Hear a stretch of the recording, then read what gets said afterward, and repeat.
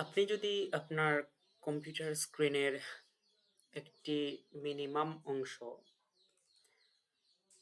Screenshot হিসেবে তুলতে চান, সেই ক্ষেত্রে আপনি কি করবেন? ধরুন আমি শুধু এই ডেস্কটপের বাইরের অংশটা বাদে সামনে যে উইন্ডোটা আছে আমি সেই অংশটুকু শুধু স্ক্রিনশট নিব। সেই ক্ষেত্রে কি করব?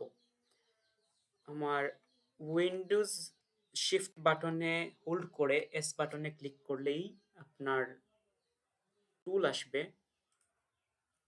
আবারও বলছি, শিফট উইন্ডোজ বাটন আর এস একসাথে ক্লিক করলে যে টুলটা আসবে, তখন এই যে কার্সর নিয়ে আপনি যে অংশটুকু সিলেক্ট করবেন সেই অংশের স্ক্রিনশট উঠে যাবে। এভাবে আপনি স্পেসিফিক কোনো এরিয়ার স্ক্রিনশট নিতে পারেন আপনার ল্যাপটপ বা কম্পিউটারে।